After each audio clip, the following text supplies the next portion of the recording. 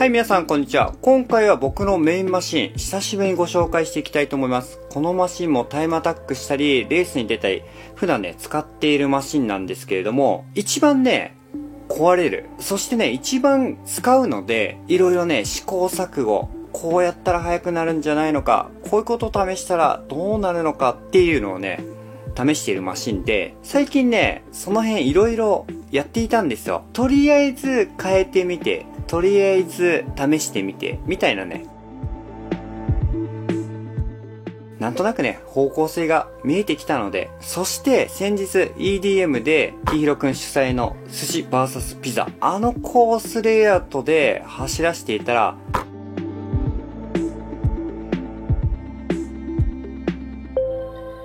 フロントのユニットのこの部分、ここですよね。フレーキだったらね、よく割れるところ、こことセンターシャーシのこの部分、ここがね、割れたので、シャーシも乗せ替えました。それ以外今回大々的に変えたのがこのフロント周り。以前ご紹介した時もこの 3mm アカーボンを使っていた気がするんですが、この前に実はフロントの 3mm カーボン、こちらをね、使っていたんですよ。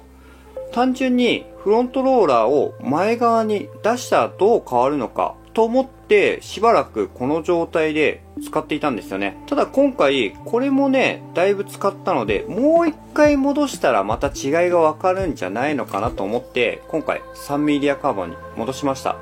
それに伴って AT のベースプレートも作り直して、最近ね、僕このアンダーローラー取り付けているので、アンダーローラーの下のビスの引っかかり防止っていうのも新しく作りました。ということで、フロント周りは今こんな感じで、パーツ構成はね、だいぶシンプルで、でもね、かっこよくできたなと思ってるんですよ。ここのね、AT のベースプレートがブイーンって出てきて、ちょっとね、アンダーローラーを守ってる感じだったり、このビスの引っかかり防止、ここのね、微妙なこの角度がね、今回ね、かっこよくできたポイントなんですよね。こちらのね、フロント周りに関しては、加工よりもね、3mm アカーボン入手する方がね、難しいかなと思います。今ね、プレネで3000円ぐらい出せばね、買えるっちゃ買えるんですけど、まあ高いですよね。フロント周りを分解しました。まずはね、AT のベースプレート。こんな感じですね。使ったのは、リアマルチ。これを、このようにカットしてやります。このカットラインは、ローラーステーの形状に合わせてカットしました。あとはね、このシャーシの、スラスト抜け防止でカットする位置によっても、少しね、この部分ですね。この部分のカットは変わってくるので、ここのね、カットは微調整がちょっと大変になります。僕はシャーシのバンパーカットの位置は、ここに 9mm のボールベアリングを取り付けて、それをガイドにカットしました。この方法だと毎回ね、カットラインが同じになるので、シャーシのカットラインは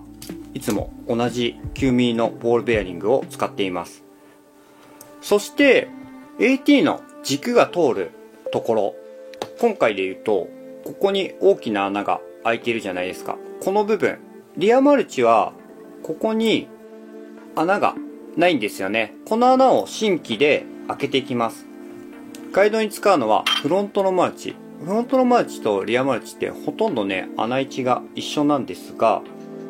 ここ真ん中3つの穴の両サイドにリアマルチは穴がなくて、フロントのマルチはあるんですよね。なので、この2枚を合わせて、フロントのマルチのこことここの穴をガイドに穴を開けていきます。ただこれも AT の軸をどこに持っていくのかによって変わってくるので、その辺はね、ご自身のマシンに合わせていただければなと思います。今回僕はね、ちょっとね、前の方に AT の軸を持っていきたかったので、この位置。そして真ん中に寄せることによって可動域がね、広がるんじゃないのかなと思って、少し内側にしました。それでブレーキステーの方にも、だいたいね、この辺りなんですけれども、穴が開いてないんですよ。これもフロントのマルチをこんな感じで合わせて、リアマルチに穴を開けた時に使った穴のところで新規に穴を開けていきました。後ろから見るとね、こんな感じですね。一番前のところ同士を合わせています。新規に開けた穴を、今回は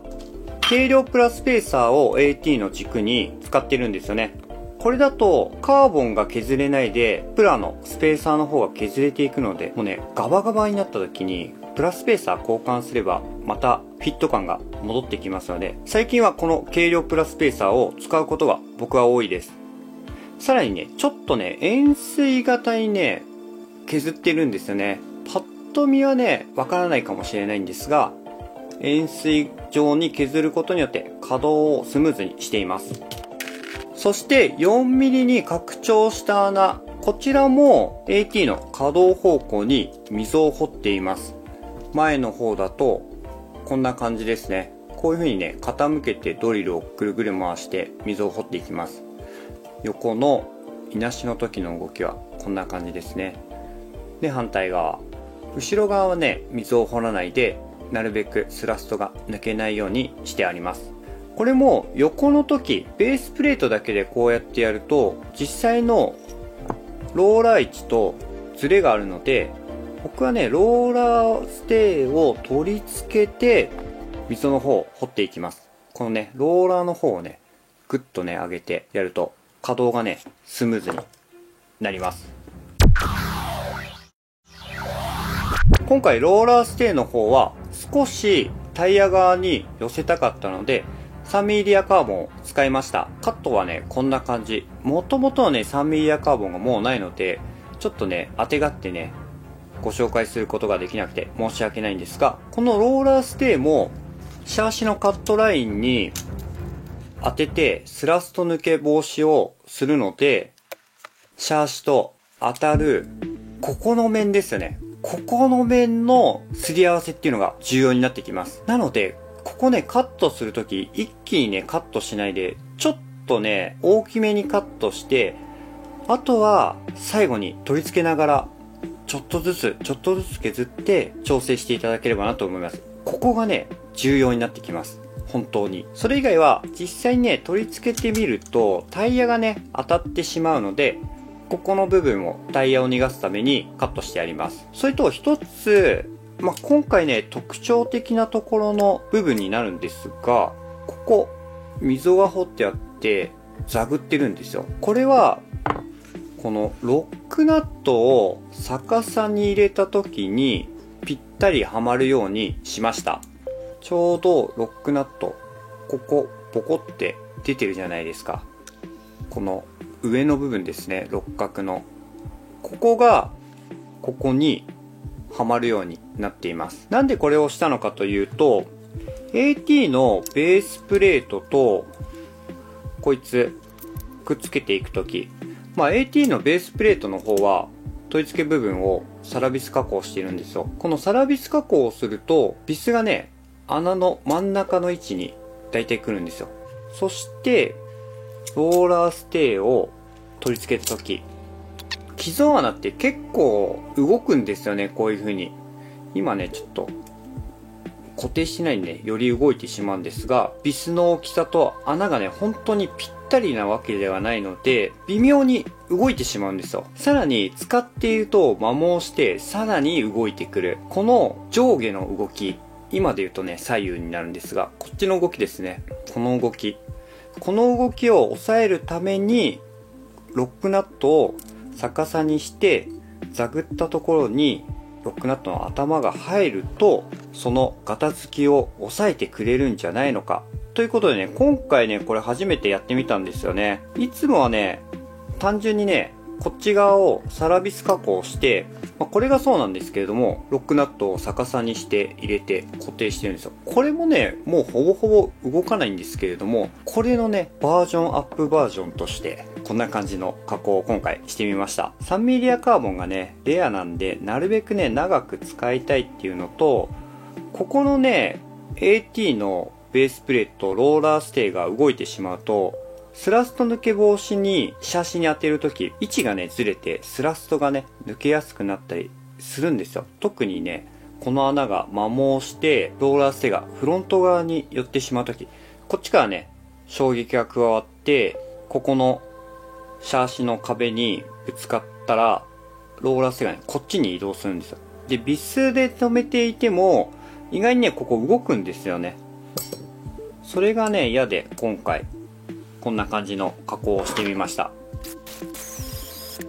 取り付けてみると、こんな感じですね。で、座繰り方はね、僕はね、サラビス加工を少しして、ちょうど、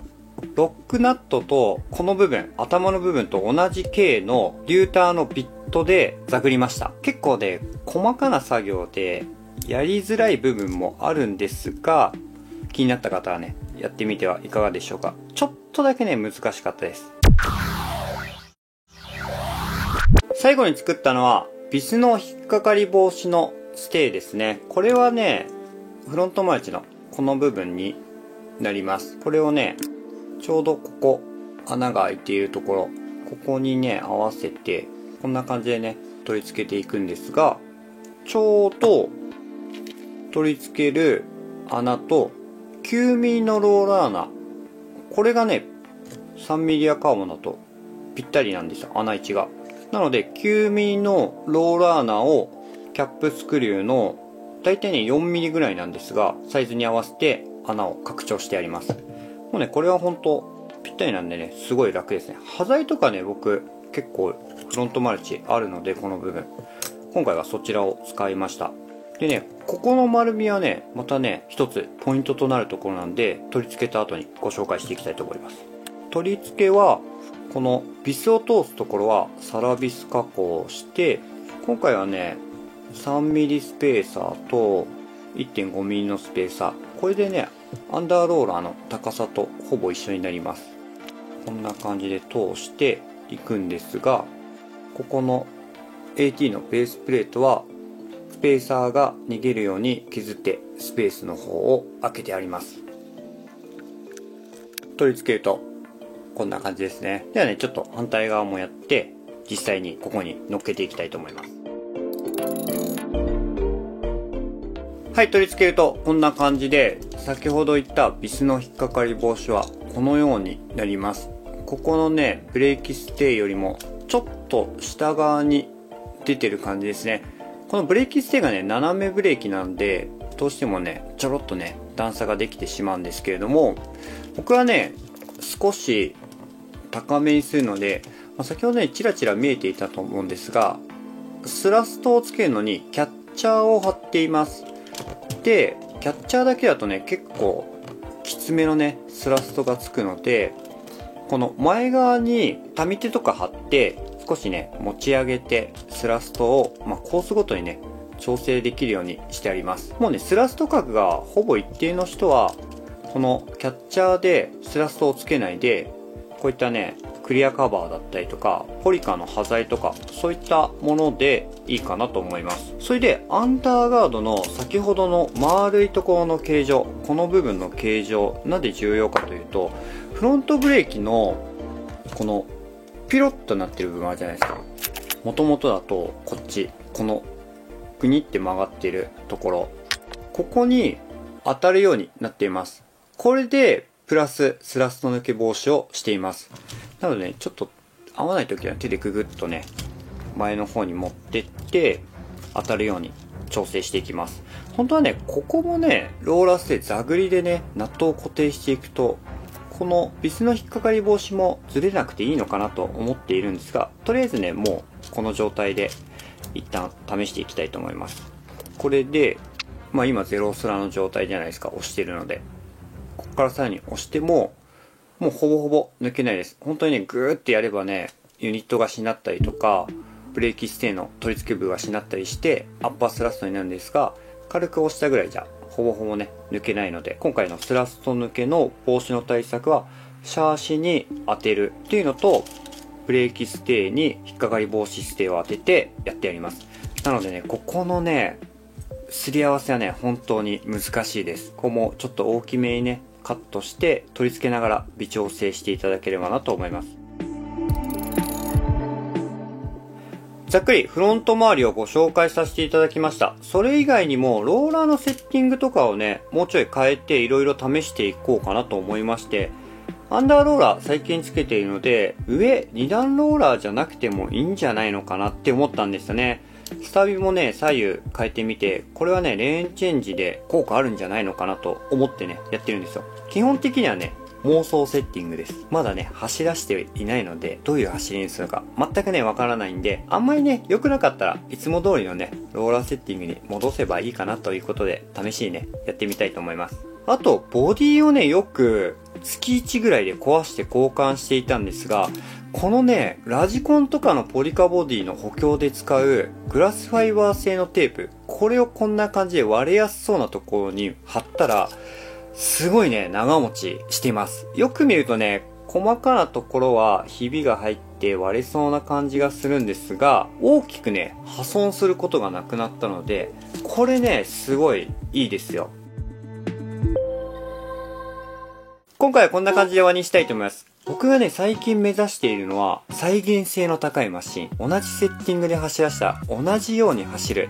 コースコンディションがね、変わってしまったりすれば、またね、走り方っていうのも変わってくると思うんですが、なるべくね、同じセッティングだったら同じように走る。その理由がね、セッティングを変えた時に、どうマシンの動きが変わるのかっていうのが、そういったマシンは分かりやすいんじゃないのかなと思って、マシンの精度が低かったり、動きが悪いと、セッティングを変えて動きが変わったのか、そもそもマシンのポテンシャルが悪くて、毎回違う動きをしているのか、分からなくなってしまうので、ちょっとね、遅くてもいいんで、再現性の高いマシンっていうのを目指してしばらくね、煮詰めていこうかなと思います。それでは最後まで見ていただきありがとうございます。この動画が良ければグッドボタン、そしてチャンネル登録もしていただけたらありがたいなと思います。